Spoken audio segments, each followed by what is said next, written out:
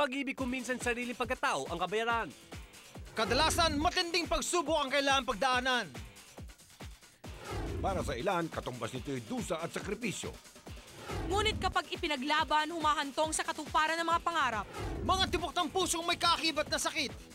Pagmamahal na madalas, may hirap na hatid. Lahat kailangan daanan upang tunay na ligaya ay makamit. Iba't ibang yugto ng pag-ibig, inyong masasaksihan. Ngayong hapon, dito sa S-File. Ay, hapon, mga kapuso! Good afternoon, mga kapuso! Mga kaibigan, Ano? hot na hot po sa studio. Sobra! Ayoko ba? Muntik na natin studio audience natin! Hello! Welcome back to S-Files! Mga kapuso, makulimlim man ang panahon. Nako. Tsak na pagpapawisan pa rin kayo ngayong hapon. Aba, sa suot mo pa lang, pinagpapawisan na kami. Smoking ba? Smoking. Pwede. Pwede. Ibang-iba dun sa itsura mo sa Extra Challenge. Oo nga. Naku, Paulo. Abangan Dahil na naman yun. talaga, mga kaibigan, talaga namang sisingaw sa init ang mga pinakabagong showbiz balitang hatid namin sa inyo. Mga kwento na kay yayanig na dito nyo lang maririnig. Naku, may intrigang isyong mapipigil mo ba kaya kung talagang todo gigil na? Paparas itong ikikwento ko mamaya. Naku, bungad kwento pa lang. Kahit anong awat, kahit anong pigil, hindi napapaatras. Ha? Ganda mo. Panoorin mo dito. Telo yan. Ang ambading at mga agaw ni Jimmy Bondok. Kamakailan, lumantad sa isang pahayagan na balitang pinagkakalat ni Mano ni acoustic singer na si Jimmy Bondok. Nabading at mga agaw ang kapwa singer niyang si Noy Volante. Isang reader na naturang pahayagan ang di umano'y nag-send ng email na nagdalaman ng detalye ng paninira raw ni Jimmy kay Noy habang ito nagpe-perform sa isang bar sa Pasig. Tinalango na raw sa alak si Jimmy nang paulit-ulit niyong pinararatangan, bading at manunulot si Noy Volante. Ang sikat na singer na si Nina ang babaeng tinutukoy di umano na inagaw ni Noy. Sa usaping ito, sinikap ng S-Files na punan ng panig ni Jimmy pero pinalitili lamang ng kanyang kampong manahimik muna. Noy Volante at Jimmy Bondok magkaribar sa karir. Pati sa pag-ibig magkaaway pa rin, matinding intriga, mabigat na paratang. Noy Volante, sa gitna ng mga ito, ano nga ba ang kanyang masasabi? Naku mga kaibigan, but na lang at hindi ako pinanganak na magaling kumanta. Dahil kung magaling ako kumanta, wala nitong issue to dahil ako na ang pinakamagaling. Mga kaibigan, ang aking hinahangaan, Noy Volante. Noy, congratulations nga pala for winning the most promising entertainment of the year sa Aliw Award. Thank you. Ako? Buti nakakita kita, idol kita eh. Idol din kita kasi isa sa mga nababalita tungkol kay Nina. Teka muna, gano'n ba kayo ka-close ni Nina? Very, very close. Sa showbiz may ibig sabihin yung very, very Ay, close. hindi. Talaga, matalik lang kami magkaibigan. So, madalas ba kayo nakikita, nag-uusap? Kasi, napupush na rin doon kasi palagi kami may shows together. Nagsasama kayo parate. So, talagang, hindi maiwasan maging mas close kami habang tumatakbo. Doon sa pagka-close mo, merong nadidevelop. Ibig sabihin, maging friends, best friends. Right now, kasi kami talaga, sobrang matalik na magkaibigan kami. Okay, may isang bundok kang problema. Talaga namumundok talaga sa problema. Diretsuhin na kita. May sama daw ng loob sa'yo yung bundok. Si Jimmy. Oo. Actually, he hasn't confronted me Not yet. personally. So, yun. Hanggat hindi ko narinig from his lips, Pero medyo nalathala at na umiikot-ikot sa mga chismis-chismis. Noy, diretsuhin na kita. Isa kang mang-aagaw daw. Okay. Anong Hindi, reaction alam mo niyo, dyan? kasi si Jimmy dati, nung nag-show pa kami, ano naman pagka sa show, kahit sa show harap-harapan, talagang binibiro niya ako ng mga... So, palagay mo ba, biro yung sinasabi mga agaw ka? Siguro, hindi ko rin, yun niya, hanggat di ko naririnig sa kanya, personally, siguro, kailangan i-consider ko muna. Sa pakiramdam mo, may inagaw ka naman ba? Ha? Eh kung hindi naman kami, wala akong inagaw. Oo nga naman. Pati na rin yung pagkalalaki mo, medyo kinestwen niya. Ay, marami naman kung may question sa... Bakit? Bakit ganon? Kasi nga, lumaki ako sa atmosphere ng family ko na medyo close.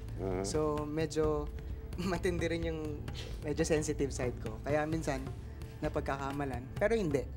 Just for the record. Oo, pero talagay ko hindi eh. Talaga naman hindi. Kitang-kita naman yan eh, di ba? Okay lang, kasi at least ako, masaya ako. Pero alam naman natin sa showbiz eh, merong harapan yan, ika nga, may katapat parate. Si Jimmy Bondok, katapat mo bilang isang magaling na musikero. Yes. How do you find your friendship with him? Right now kasi hindi ko siya masyadong nakakasama, so ngayon hindi ko alam. And do you think there is a atmosphere of professional jealousy in the likes? Professional jealousy, wala siguro. As far as the career is concerned. Kasi magkaiba naman kami ng type of music. Lang kami, pareho lang kami acoustic. Pero definitely meron kaming sari-sari. Pero ako may duda kasi ang naliling sa'yo at marating nababanggit pag noisy Nina. Jimmy nagsabi ng agaw. So, hindi naman kaya si Nina ang tinutukoy na inagaw mo? Siguro. Pero right now, talagang yun lang yung sitwasyon eh. Teka muna, katulad ng sinabi mo kanina, ang mga agaw, kung sila, palagay mo sila na nga ba ni Nina? Ay, sa kanila na lang yun. Hindi ko na pakikialaman yung issue na yan. O naging sila ba ni Nina? Na lang nila. Pass is pass. Oo, kumbaga, hindi. Slow is slow. Siguro, if naging sila or hindi naging sila, siguro sila yung may karapatan para ibulgar yun on national television. Tama. Pero paano mo nilalampasan lahat ng ganitong mga intriga? Nagko-compose ka na lang o kinakanta mo na lang? Kanta, ganun. Of course, I have my family who supports me, people who love me, and yun, I think that's enough. Manager ko, very supportive sa akin, nandito. I hope na sana maayos yung problema natin. Sana magkapati kayo ng bundok. Nang sa ganon, magkaroon ng bulante sa bundok. Okay na kayo. Thank you very much. Ako, idol kita. Mga kapuso, alam niyo ba kahapon kung anong pinag-uusapan ng gusto? Aba, si Casey Concepcion, ang dalagitan ni Ate Xiaowi. At nagbebenta daw ng mga personalang gamit. Kung ano-ano pa yung binibenta daw niya. Teka, today yata naging matindi ang pangangailangan ni Casey para maging isang tindera. Aba, gusto bang malaman mamaya kung ano yan? Pero teka muna, kay Kuya Goma muna tayo. Marami sa chismis. Ano kaya ginarage sale ni Casey dyan, no? Akala mo naging tindera siya for a day, no? Nakakagulat na balita yan. Pero bukod dyan, heto pa mga nakakagulat na kasabikan nyong abangan. William Martinez, balik sa pagiging babaero. Yayo Aguila, problemado. Pagkatapos masangkot sa kaso ng droga, panibagong intriga ang ngayon kinakaharap nila. Si William, bukod sa balitang may nililigaw ang empleyado ng isang airline company, may mga nakakita rin daw na nakadate ang isa pang babae. Nakita na kasi William yun, di ba? Hindi ko masyadong namukhaan yung girl. Pero sabi ng mga kasama ko, medyo bata pa raw yung... Ang katotohanan sa likod ng kwentong hindi mo lulubayan. Abangan! Lani Misalucha, namamayagpag ang singing career sa Amerika. Ang Asia's Nightingale, isa ng sikat na entertainer sa Las Vegas. Bawat show ay dinudumog, bilib lahat ng manonood. Si Lani Misalucha sa isang kamustahang kasasabikan mong tutukan. Straight from Las Vegas, Nevada, huwag palalampasin. Relasyong pinuno ng pagsubok at sakripisyo. Ngayoy, pagbubuklo rin na ng matrimonya. August 25 nakatakda na magpakasal ang isang dating sexy actress na tumalikod sa hubaran.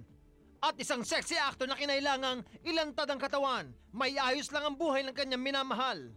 Alamin ang panibagong yugto ng kwento nilang minsan nang umantig sa atin. Viva Hot Babe, Analea Javier, isang battered girlfriend. Mga pasang nakamarka sa katawan ni Analea, nagsilbing patunay na isang pisikal na awayan ang namagitan sa kanila ng karelasyon niyang aktor na si Jana Pasible. Tamis ng kanilang pagmamahalan, bakit nga ba nauwi sa sakitan? Ang detalye ng insidente, ihahayag mismo ni Analea. Abangan!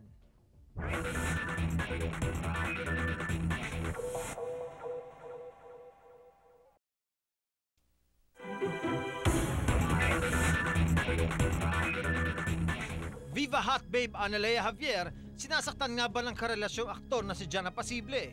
Lunes, August 1st, nakatanggap ang S-Files impormasyon tungkol sa Viva Hot Babe Analea. Binugbog umano siya ng boyfriend niyang si Jan. Nang araw ding yon, kaagad siyang pinuntahan ng S-Files sa kanyang tinutuluyang bahay sa Taytay Rizal. Hindi naman itinanggi ni Analea na nagkaroon sila ng pisikal na away ni Jan. Patunay ang mga pasar na nakamarka sa katawan niya. Ayon sa kanya, linggo ng gabi ay pumunta siya di umano sa bahay ni Jan. At naabutan raw niya itong nakikipag-inuman sa ilang kaibigan. Para hindi naman ako maging bastos or what. Tumuloy na lang ako. After nun, malasing na siya. Uwi na sana ako kasi medyo late na. Nabasa ko yung phone niya eh. Nakabasa ako ng mga things na sobrang nasaktan talaga ako. Ang text messages di umanong nagkukumpirmang may inuuwing babae si Jan sa bahay nito. Sinubukan namin kunin ang panig ni John, pero pinili niyang manahimik. Niloloko niya ako. Sobrang nabastos ako. Thinking na girlfriend ako, tapos nagsasama siya ng ibang babae dun sa bahay nila. Pagkabasa ko, kasi parang hindi ko napigilan yung sarili ko. Sobrang init ng ulo ko. Nahampas ko siya. Sobrang inis ko kasi kinuha ko na yung phone niya. Tinanggal ko yung SIM, kinuha ko yung phone. Because that belongs to me. This is my phone and you're using it to betray me. Yung kinukuha niya yung phone niya, ayaw kong bigay. Sobrang nag-aaway na kami. Nahampas ko yata siya ng... Tapos gumanti siya. Sobrang lakas ng impact. Nasaktan ko daw siya, kaya ganun. And lasing na daw siya. Ako, kung lalaki ako, nasaktan ako ng babae. Hindi ko na kailangan gumanti. Isipin mo yung difference nating dalawa. Hindi naman ako pinanganak pa, ganyanin mo lang. Yung nanay at tatay ko, hindi ako sinasaktan kahit galit na galit sa akin. Dahil sa pangyayaring ito, nagkapasa-pasa ang iba't ibang parte ng katawan ni Analea. Ngunit hindi umano ang pisikal na sakit ang lubos niyang iniinda.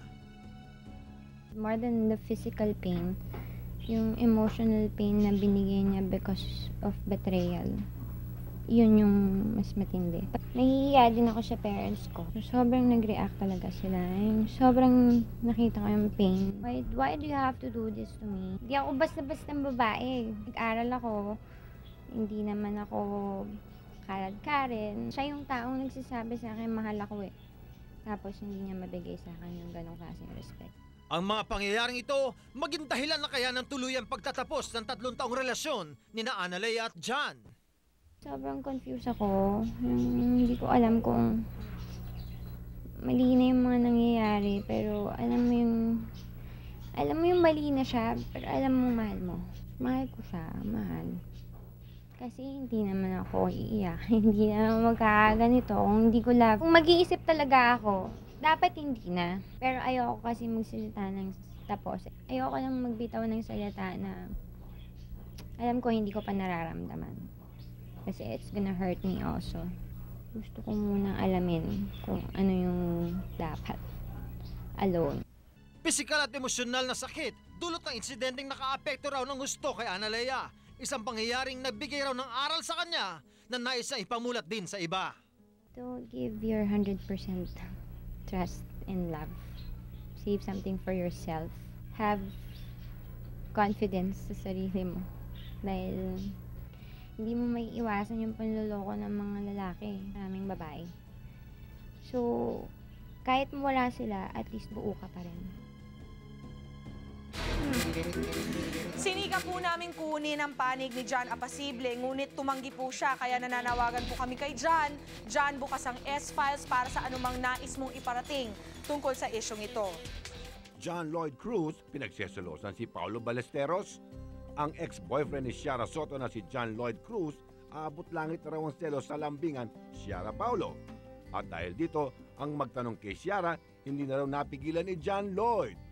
He asked me once kung kami, sabi ko hindi. Wala, tinatanong lang niya kung kamusta kami. Niloloko niya lang ako. Ang pagtatanong nito ni John Lloyd ay di umanong bunsod ng matinding selos dahil sa kakaibang closeness nila Ciara at Paulo sa Eat Bulaga. Ba't niya ako tinatanong, di ba? Ako wala akong tinatanong sa kanya. Ewan ko, siguro. Magselos man daw ng todo si John Lloyd, hindi naman daw maitatanggi ni Ciara na hindi imposibleng magkamabutihan sila ng loob ni Paulo.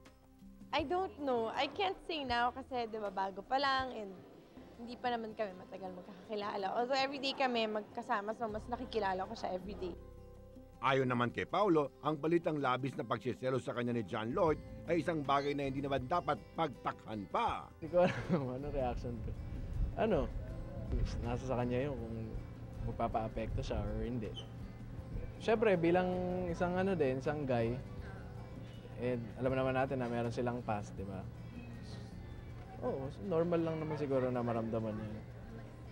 Samantala, ang paglilinaw namang binigay ni Paulo ukol sa di manong namumuong relasyon nila ni Ciara. Ngayon, hindi, friends mo lang kami yan. Hirap kasi magsalita ng tapos baka mamaya sabihin ko hindi ako manliligaw tapos biglang matutuloy. Bukas man ang posibilidad na pagliligaw niya kay Ciara, isang pangako rin ang nais nang iparating kay John Lloyd. Huwag kang mag-alala, friends lang kami. Tsaka, kung ano man, aalagaan ko mabuti si Ciara. Para naman kay Ciara, nananatiling walang kasiguruhan kung mahuhulog na ng tuluyan ng loob niya kay Paolo. Pero I really can't say kung meron chance or wala. But he's a really nice guy, as in sobrang bait.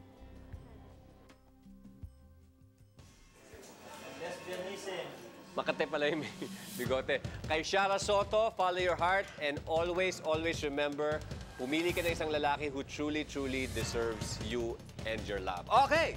Mga kapuso, curious ba kayo malaman kung bakit si Casey Concepcion maghapon daw naging tindera at binenta ang kanyang mga gamit? Para hindi na kayo matuloy ang mga intriga, panoorin natin to. Casey nagbenta ng gamit para sa charity. Kahapon lang sa NBC tent, itong si Casey Concepcion nagbenta ng mga personal niyang gamit. At sa gitna ng pagdudumog ng mga tao, pati itong si Terry nakigulo. 149.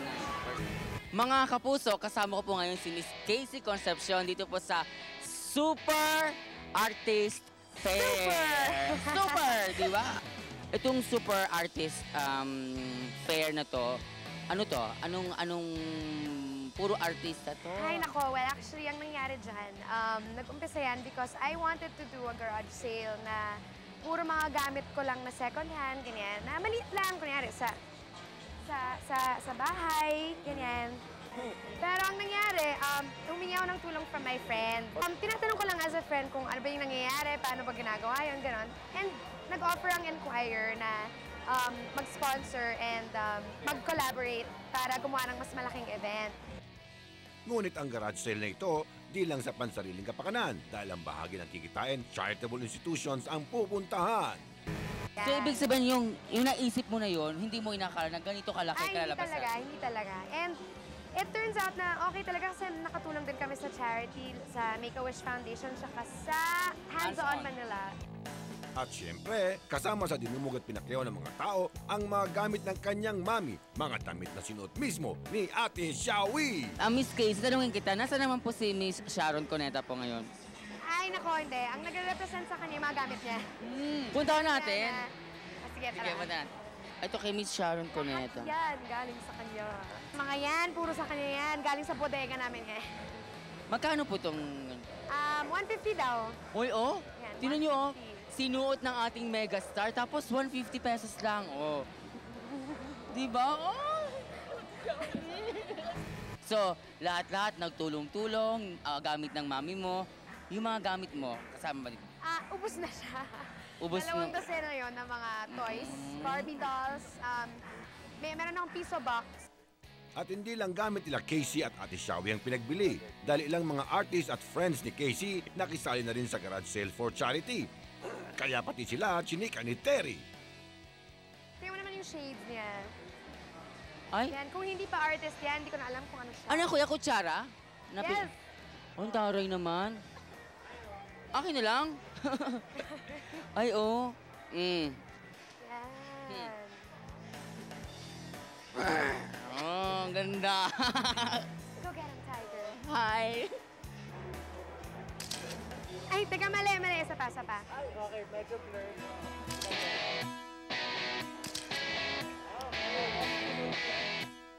Anong nag-udyok sa'yo at jumoin dito sa Super Artist Fair?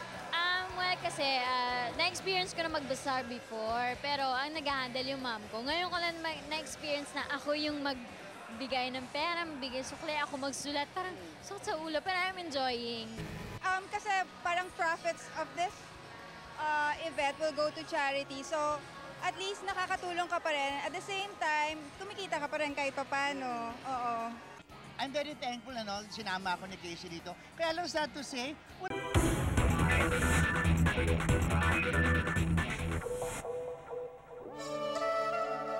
Dating sexy star at sexy actor na may kakaibang pag-iibigan at hindi birong pagsasakripisyong dinaanan, ikakasal na sa August 25.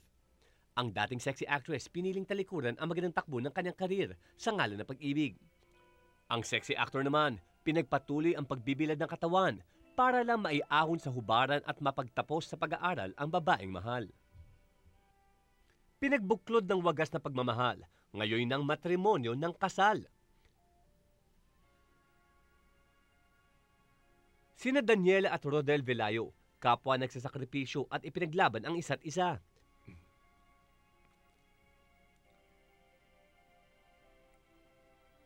At ang natatanging kwento ng kanilang pag-iibigan, dito ninyo sa S-Files unang nasaksihan.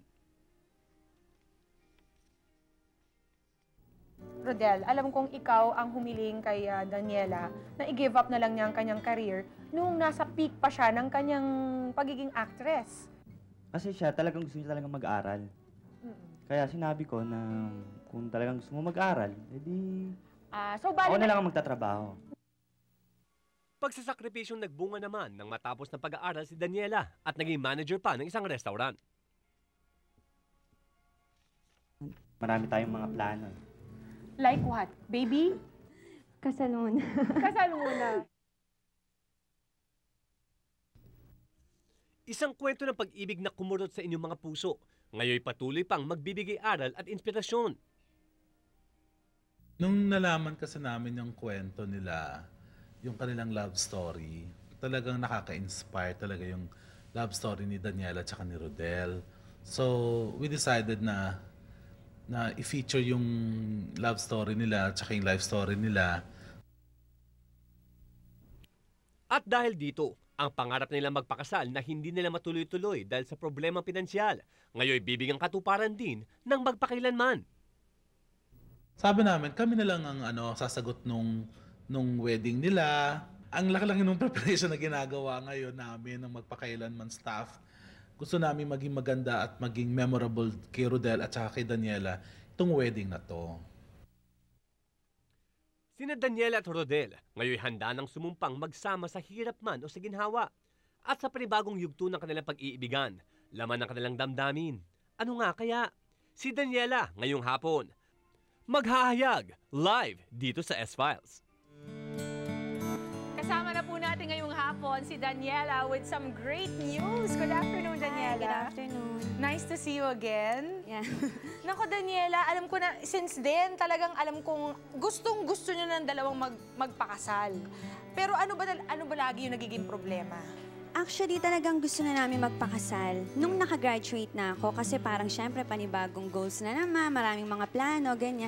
Kaya lang syempre, we were preparing ourselves and at the same time, syempre sa lahat naman ng kasalan, di ba? Budget is always a major concern.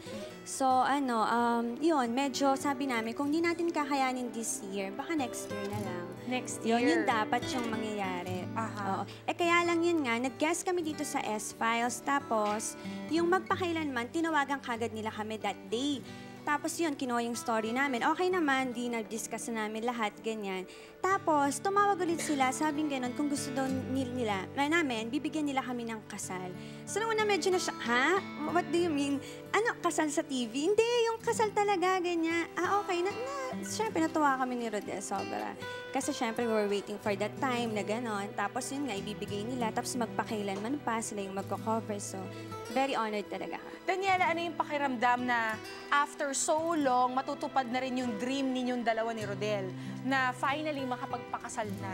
So, all for at no cost to you guys, di ba? Sagot ng magpakailanman. Sabi namin parang ang swerte-swerte talaga namin. Kasi di ba parang minsan lang yung ganitong opportunity. Tapos talaga plano naman namin. Linawin ko lang, baka akala naman ng iba, nape-pressure lang kami, di ba? Dahil, ayan, offer. Kasi ever since naman nag-guest kami dito, sinabi na namin na gusto na talaga namin magpakasal. Yun nga lang, we were preparing ourselves. Ganyan. So, tuwan-tuwa talaga kami. Hindi talaga namin, kahit yung mga family namin, natuwa na kasi matagal na kami ni Rodel. Yun na lang yung kulang talaga sa amin. So, finally, eto na. Ano sa tingin mo, Daniela? Ito yung first time na gagawin ito ever ng magpakailanman. Sa tingin mo, ano yung nakita ni Tita Mel sa inyo na nainganyo siya na sabihin, sige nga, bigyan natin ng libreng kasal tong dalawang to. Yun nga, tulad po ng sinabi ni Tito Otep na na-inspire sila sa kwento namin. At saka talagang actually every time nagmi-meeting kami, parang parating nagkikiligan sila sa amin. Yung gustong-gusto talaga nila yung love story. Saka kasi yung pinagdaanan din namin ni Rodel, iba rin talaga. Marami kami pinagdaanan, maraming mga trials na na-overcome namin. Kaya sana abangan nila yung magpakailanman. Alam ko na medyo sketchy pa yung ilang detalye ng iyong wedding plans. Pero ano na yung pwede mong mabahagi mo sa amin? Definite date na niya is August 25. Although hindi ko muna mabibigay yung ibang details kasi there might be some changes. So, August 25? Opo. May mga ano na kami, choices, pero hindi pa na-finalize. Actually, within this week na talaga eh. We're in the stage of preparation. Tapos yung gagawa ng ng mga gowns, ganyan, yung gumagawa din ng kay Tita Mel, si Mr. Arceo. So, sa Wednesday, mag-meet kami. Kaya itong this week talaga sobrang hectic. Anong message mo, Daniela, kay Rodel? Alam ko na sobrang masaya siya ngayon kasi... Asan ba siya ngayon? Meron siyang rehearsal sa isang stage play. So yun, sobrang masaya siya kasi unti-unti natutupad yung mga mga pangarap namin, and I know naman na he's working really hard para makapag-prepare dito sa bagong family na namin ngayon. At saka sana wag siya magbabago kahit na ikakasal na kami, sana maging mas strong yung relationship na. Message mo, Daniela, sa aming mga viewers? Sa mga nanonood po, at saka kunin ko na rin itong opportunity to thank the staff of Magpakailanman and Tita Mel.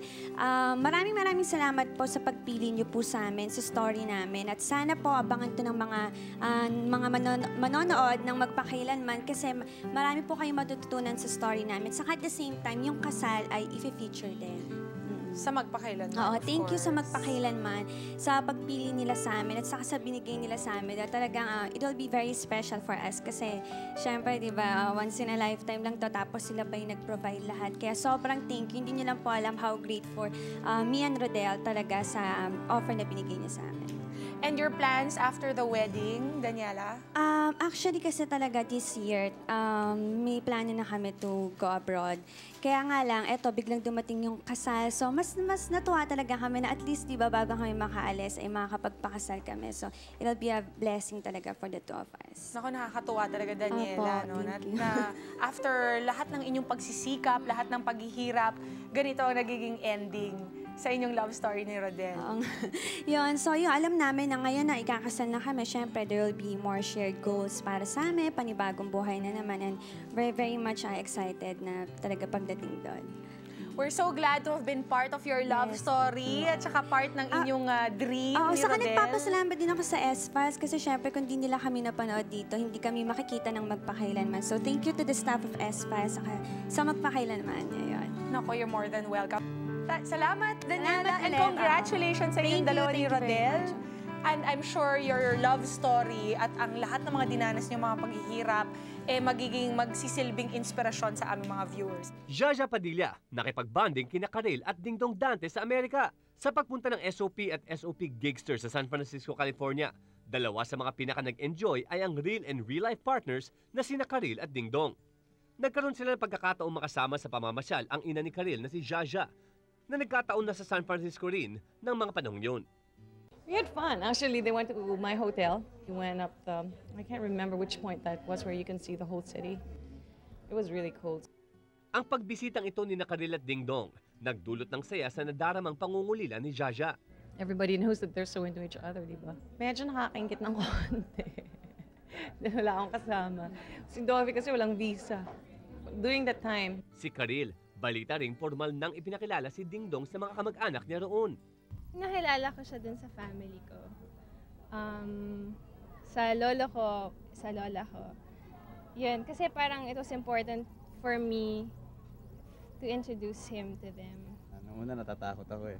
Actually, excited din ako, ma'am. Heard so many stories about them. Kasi I'm very close to my grandparents. Yeah, she's very close to them. Alam ko kung gaano sila kamahal ni Kay. And vice versa. Si Jaja at ang kanilang buong pamilya, boto naman daw kay Dingdong para kay Karil. Yung first thing na sinabi ng lolo ko pag uwi ko, ay sabihin mo kay Dingdong, napakabait niya, hindi siya mayabang. Basta ang dami niya magagandang sinabi. Sobra akong natuwa. Kasi very important sa akin yung opinion syempre ng lolo ko. And I know he watches out for me. they're just like me. Kung sino yung mahal ng apo nila, syempre, tanggap nila buong puso. Ang pagsasama ni Karil at Dingdong sa Amerika, sinundan ng chismis na nagpakasal na raw sila. Parang ang pangit ng drive-thru na kasalan. Baka drive-thru din yung hiwalayan. Diba? Wag naman ganun. Hindi naman minamadali yung ganung bagay. I think that's one of the reasons why she didn't want to say that they were in Vegas. Due to the fact that you can connect the Vegas, getting married, But my whole family, my parents and all my brothers and sisters live in Las Vegas. So, normal lang sa amin ni Kay na pumunta sa Las Vegas. Hindi, kasi nakikita na sa kanilang dalawa, pareho sila. Very career-oriented silang dalawa, focused sila. And yun nga, sinasabi mo maganda yung values naman nilang pareho. And they know when the right time is to, you know, na lumagay sa tahimik, magkaroon ng pamilya.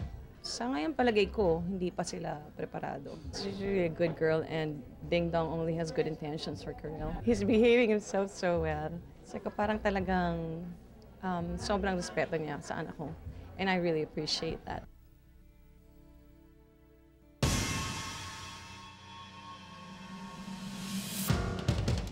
Talaga naman nakakakilig. Okay! No star shines as bright as Nora Honor. Ultimo siya. Hindi siya makapaniwala na nanalo siya bilang Best Actress sa isang International Film Festival. Nora Honor, Best Actress sa International Film Festival.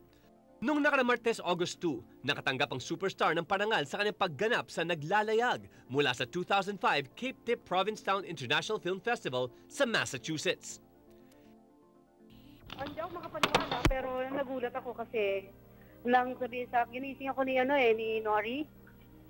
Kanina umaga, madaling araw, binalita nga niya sa akin na gano'n. So sabi ko, hindi ako makapaniwala, pero marami na tumatawag sa kanya. So doon lang ako naniwala at nagpapasalamat naman ako. Hindi man nakadalo sa nasabing awards night, tuwang-tuwa pa rin si Ate Guy sa kanyang natanggap na parangal. Natuwa naman ako dahil alam mo naman, bibihira yung mga nagkakaroon ng pagkakataon na manalo sa ganyang klaseng award, lalo na dito sa ibang lugar, sa ibang bansa, hindi ba? Hindi pa rin daw makapaniwala ang superstar na nagawa niyang talunin ang ibang international stars, pati na din ang Oscar Best Actress winner na si Hilary Swank. Tawa ako ng tawa kasi parang basta wala akong basta excited ako at saka hindi ako makapaniwala na biro mo yung nanalo sa Oscars ang nakalaban ko at natalo. Diba? Sa kabila ng tuwang hatid ng pagkakapanalo niya, ay ang lungkot namang nadarama ni Ate Guy hinggil sa pagkamatay ng premature baby na isinilang ni Matet kamakailan. Bigyan na lang natin ng privacy yung tao, natanggap na naman niya, and hayaan na lang natin siya doon sa kung ano man yung actually, ngayon, alam ko malungkot siya, pero alam ko natanggap na niya. Mamaya po, makakausap natin si Yayo Aguilar. Nako, exciting yan. Talaga ba may problema silang dalawa ni William Martinez dahil nahuli raw niya? Na nang bababae ito si William? Si William Si William ng babae? Hindi totoo yan! Hindi totoo yan? Diyan lang kayo. Magbabalik kami. Tignan nyo kung paano kayo babalik. Mawawala kami. Uwa!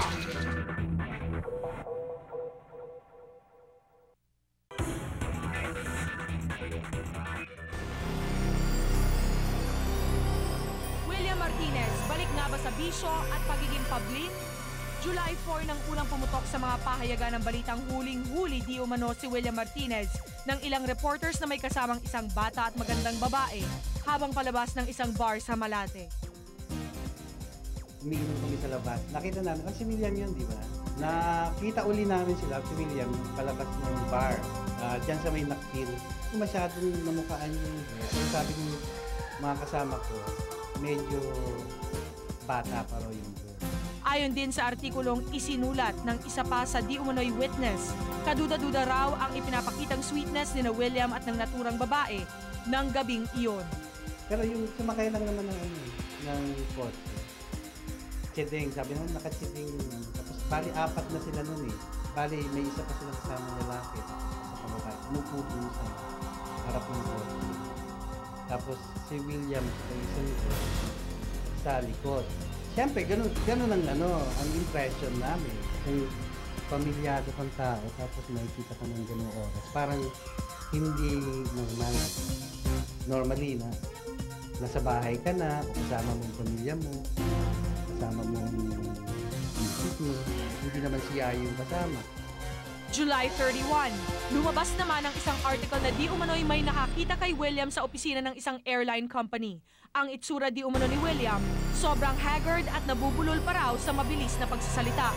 Bukod pa rito, isang babae rin daw na kahawig ni Angelo De Leon ang di umano'y nililigawan ng aktor sa naturang airline company na ito. Hindi lang pambababae ang ngayoy ibinabato kay William. Dahil pati ang isyong paggamit na naman di umano ng pinagbabawal na gamot ay idinidikit muli sa kanyang minsan ang nabahirang pangalan. Sa likod ng mga akusasyong ito, bukod kay William, may isa pang di umano'y labis ding nasasaktan, ang asawa niyang si Yayo Aguila. Si Yayo na sa matagal na panahon ay naging larawan ng isang martir at mapagtiis na asawa. Pero ngayong isang panibagong punos ang nagbabantang yumanig sa kanilang pagsasama, si Yayo makayanan pa kayang manatiling matatag sa ngalan ng pagmamahal sa asawa? Gaano nga ba katotoo na si William balik sa dating bisyo at pagiging pabling? Ano-ano ang mga kinikintim na saloobin ni Yayo? Ngayong hapon Yayo Aguila, mga tinatago niyang damdamin, ihahayag. Bawat detalye sa Siwalat Live. Mga kapuso, ano nga bang gagawin ninyo kapag narinig yung balita ang yung asawa niyo raw ay may nakitang ibang babaeng kinasama sa isang bar? Kayo ba'y mananahimik lamang? Aalimin ang katotohanan? O iko-confront ang inyong asawa? Kasama po natin, the strong, the beautiful Yayo Aguila. Hi, Pao. Yayo, nung lumabas sa mga pahayagan, blind item muna siya, di ba? And then after, I think, mga few days, they named William as the guy. Actually, ang pagkaalam ko, hindi siya blind item. Talagang ni-name na siya agad. Tapos nakarating sa akin yun. Nakarating sa akin agad yun. Na pangalan niya talaga? Actually, paano nakarating? Nabasa ni William yun. Tapos tumawag siya sa akin. Okay. Sabi niya, love, ganyan. Anong sinabi ni William? Kaya sabi niya, love, nakita ako sa jar yung ganyan, nakalagay. Tapos meron daw akong kaholding. Sabi, sino? Wala. So excited siya magkwento sa'yo na may blind item? Kasi, Pao, wish ko lang. Alam mo, Pao, yung mga ganyang issues, wala, tinatawanan na lang namin yan. Kasi, it's nothing new. So, sabi mo nga, binabaliwala mo na lang itong mga issue, pero I'm sure medyo may nararamdaman kang sakit o inis. Of course. Yung first article na lumabas, natawa lang ako. Okay. Kasi Pao, ganito yan. Totoo lahat ng sinabi nila. There's a bar, and that bar is owned by a good friend of ours. Okay. Okay. Kasi ganito yan eh. Lumabas. Dinedma ko nilang issue. Kasi, bakit ko papalakihin? Eh, hindi naman siya totoo. Lumabas to, yung pangalawa. Dito, talagang honestly, na bad trip talaga. Itong pangalawa yung sa airline company. Oo, na bad trip na ako because, first of all, lahat naman ng ginagawa ng asawa ko, alam ko eh. Lahat. Alam mo ba, kulang lang pagtulakan ko yung palabas ng bahay kasi hindi na malabas ng bahay. Kulang na lang pag, I mean, you know, we're married. We've been together for 22 years. But then I know he has a life of his own. Hindi naman pwedeng palagi lang kayo magkasama. I mean, I want him also, kumbaga, may buhay din siya. I let him go out. Sometimes ako na nagsasabi, lumabas ka nga kasi pupunta yun sa bar, pinapapunta ko siya doon. And most of the time, kasama pa ako. Siguro na taon lang di ako kasama noon. So who would the girl be? I don't know. It's kasi, okay, nung napunta din ako dun sa bar na yun, ang dami talaga, it's a small place, pero lagi siyang puno, okay? And lahat ng tao na nagpupunta doon, yung mga regulars, so magkakakilala. I'm sure you know yung mga ganong scenario, di ba? Eh, kilala mo naman si William, sobrang chikador yan eh. Talagang lahat kaibigan niya, lahat kinakausap niya, table to table, nakipagkwentuhan siya. Sabi ko, ano bang incident yun na may nakakita sa'yo? Sabi niya, natatandaan ko lang, there were a lot of new people there, mga fans na, ikaw, di ba, pag pumunta ka sa isang lugar, ang daming papapicture sa'yo, di ba? Di ba, minsan ang tendency, makakakbay ka pa or holding hands. Yun nang nangyari. Kung ano man yung kulay na nilagay nila, hindi ko alam kung bakit ganun. Tawagin po natin, para maliwanagan tayong lahat, no? Si William Martinez, nakasama natin. Live sa studio, William. Wow. Oh, you're here. Obvious ba? William. Okay. Hindi niya maintindihan kung bakit daw ang daming gustong either manira sa relasyon ninyo o may galit ba sa'yo. Would you know kung bakit ang daming mga chismis tungkol sa'yo na allegedly nang bababae ka pa rin? At yung bumabalik ka daw sa paggamit ng Imposible yun. Kasi, mga bisyo, masama. Like what Yai said, every day sa bahay ako, she's the one who asked me to go out. You know? And then, syempre, yung bar na friend namin, every other week, he calls me up, si Sam. Di kasama ko yung best friend si Jojo. Yung Jojo, yung taga-airline, best friend ko siya eh. Siya maraming kilala na stewardess, pero wala akong kilala kahit isa. Siya yung nanliligaw. Pag may liligawan siya, William, samahan mo ako para kausapin ako ng girl kasi hindi, siya kausapin ng mga babae. So ako, PR, hi, si Jojo to. Ako si William. Ganon. Super PR kasi to. Ganun Oo naman, kilala ko si William na So ganun siya pagkatapos talaga. nun, yung girl, makipag-date na kay Jojo. So happy Jojo, para thank you, nakadate ko na. So that's the whole idea there. So nadadama yung pangalan mo Oo. doon. Nakaka-apekto pa din ba to sa relationship ninyong dalawa? Kasi like, nanggigigil si Yayo, sa'yo naman on your part, parang you've been through it for so many years na eh, di ba? Yes. At saka actually, yung ganyan, yung sabihin ko sa mga naninira, okay, 20 plus years na kami together eh. We've gone through a lot. Kahit ano gawin yun, hindi kami maghihiwalay. That's the whole point. Because she knows me. Ako, talagang palabiro ako eh. I love friends. I don't like enemies. So, kung yung ibang tao gusto kong away, maghanap ka ibang kaaway kasi gusto ko kaibigan lang. Ang nakakainis doon, ba't sila nang huhusga ng tao? Nakita lang nila. Sana naman, hello, di ba kung reporter sila, artista to, dapat magkakaibigan kayo, di lapitan mo. Di sana tanungin niya, uy, girlfriend mo ba yan? Ganun na lang sana. Hindi exactly, mas maganda magninay pa. pa sila at meron pa silang kamukha daw ni Angelo. Ang tanong ko sa'yo, nahihirapan si Yayo, nanggigigil nga siya. Ano ginagawa mo para ma-assure siya, all throughout these years, na siya lang para sa'yo? Na wala nang iba? It's very simple kasi she knows eh, no? Like, pag tinawagan niya ako, I'm there. Love, where are you? I'm there all the time. Masiraan siya ng kotse, I'm there. And then, for example, like, she has a problem, I never leave her side. That's our secret, actually, the relationship we have. The secret of our relationship is we don't leave each other behind. Walang iwanan. Talagang may problema, she feels bad, I'm there. I don't leave the house. So, anong mensahe mo dun sa mga taong nais manira sa inyong relasyon? William? Thank you for the publicity, pero sometimes, syempre, gamitin nyo rin naman yung common sense na tinatawag sa pagka-writer. Diba? Artista ako, natural sa artista may lalapit.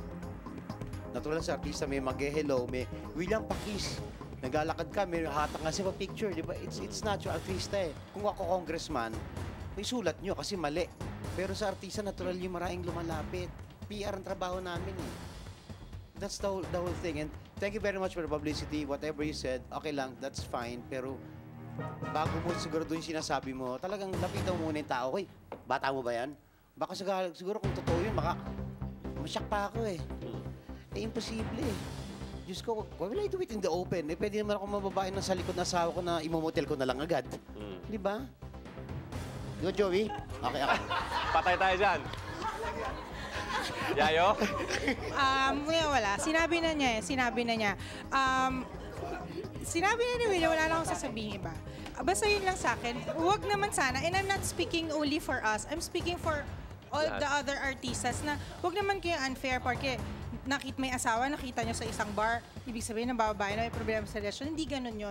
Sana maging happy kayo kung may mga happy na tao katulad namin. And for all the other mga artista, sana pag lahat ng tao may karapatan sumaya, sana huwag kayong mapanghusga. Bad yun. William and Yayo, thank you so much once again for inspiring mga viewers natin. Mga kapuso po, ang intriga at pagdududa, hindi mawawala yan sa kahit anong relasyon, mapa-showbiz man o hindi. Pero ang talagang magpapatibay sa isang relasyon, magpapatagal dito ay ang tinatawag na pagmamahal at pagtiwala. Okay, Jan, thank you very much para kay Lani Masilot at interview.